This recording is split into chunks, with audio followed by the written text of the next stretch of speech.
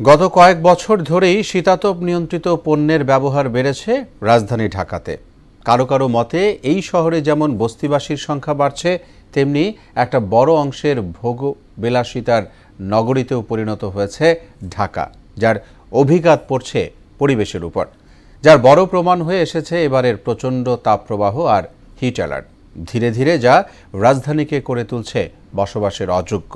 মিরাজ সুমনের ক্যামেরায় জাহিদ সবুজের 2 পর্বের ধারাবাহিকের আজ দেখুন প্রথম পর্ব। সুদবিহীন ব্যাংকিংয়ে আত্মশুদ্ধির পথ এনআরবিসি ব্যাংকের ইসলামিক ব্যাংকিং আল আমিন।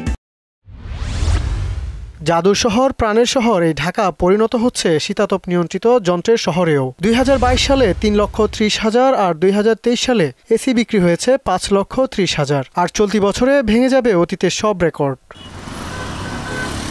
তীব্র গরমের কারণে এবার বাসাবাড়িতেও বেড়েছে চাহিদা। বিভিন্ন গবেষণা প্রতিষ্ঠানের তথ্য বলছে প্রতি বছর গড়ে এসির চাহিদা বাড়ছে 15 থেকে 20% হারে, পরিমাণে যা 75 থেকে 80,000 ইউনিট। প্রয়োজনীয় জিনিস, কারণ যে হারে গরম পড়ছে এই হারে এসি ছাড়া থাকা সম্ভব না। দেশীয় পণ্যগুলাও কিন্তু সাপ্লাই দিয়ে আমাদের করতে পারতেছে না, মার্কেটটাকে কভার করতে পারতেছে না। যারা সাধারণ পাবলিক, যারা গরমে সহ্য করতে পারে না, অন্য কিছু কেনাকাটা না করে এটাই করছে। 2021 সাল থেকে বিবিএস এসি ব্যবহারের জরিপ শুরু করে। প্রতিষ্ঠানটি জানায় 2021 সালে এসি ব্যবহার করত 1.60% পরিবার। 2022 সালে এসে তা দাঁড়ায় 1.74%। বর্তমানে 2.28% পরিবারে অন্তত একটি এসি আছে বলে জানায় প্রতিষ্ঠানটি।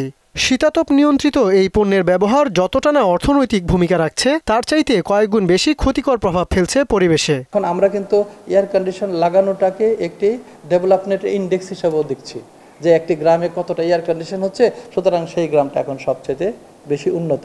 এটা তা হওয়া ঠিক নয়, বরং এটা তো দেখার কথা যে ওই গ্রামটা কতটা সবুজ আছে, সেটা তত বেশি উন্নত। আমাদের জীবন দর্শনের জন্য দায়ী, এবং এই জীবন দর্শন যে আমাদের মধ্যে প্রতিনিয়ত পরিবর্তন হচ্ছে, তার জন্য রাষ্ট্র ব্যবস্থা আমাকে কোনো প্রতিহত করছে না এবং আমাকে বাধা দিচ্ছে না। রাষ্ট্র ব্যবস্থা যদি আমাকে বাধা দিত, তাহলে আমি হয়তো আমার জীবন দর্শনটাকে এইভাবে ভোগবাদিতায় করতাম না। প্রতিটি 1 টন এসি ঘন্টায় 12,000 ব্রিটিশ থার্মাল ইউনিট তাপ বাতাসে ছড়ায়। তাই এই পণ্যের অধিক ব্যবহার নিয়ে সচেতন হবার পরামর্শ বিশেষজ্ঞদের। আমাদের সিস্টেম আমাদেরকে এইটাকে ডিসকারেজ করে নাই, এনকারেজ করেছে। ফলে আমি যেহেতু ভোগবাদী মানুষ এবং আমার সামর্থ্য আছে, আমি তো ভোগবাদের দিকে যাচ্ছি। ফলে আমার আজকের যদি একটি আদর্শ তাপমাত্রা 40 ডিগ্রি থাকার কথা হয়, আমি নিজের ঘরটাকে 24 ডিগ্রিতে রাখছি, তাহলে বাকি যে 15-16 ডিগ্রি এটা আমি কোথায় ছাড়ছি? এটা তো আমি বাইরে ছাড়ছি। তা আমার ঘরকে শীতল রাখার জন্য বাইরে আমি এয়ার কন্ডিশন দিয়ে বাইরে ছাড়ছি, আর ওই আদর্শ যে 40 ডিগ্রি সেলসিয়াস সেটা এখন 45 ডিগ্রি হয়ে যাচ্ছে। ওই 5 ডিগ্রি তো আমি বাড়ালাম। আমি কেন বাড়ালাম?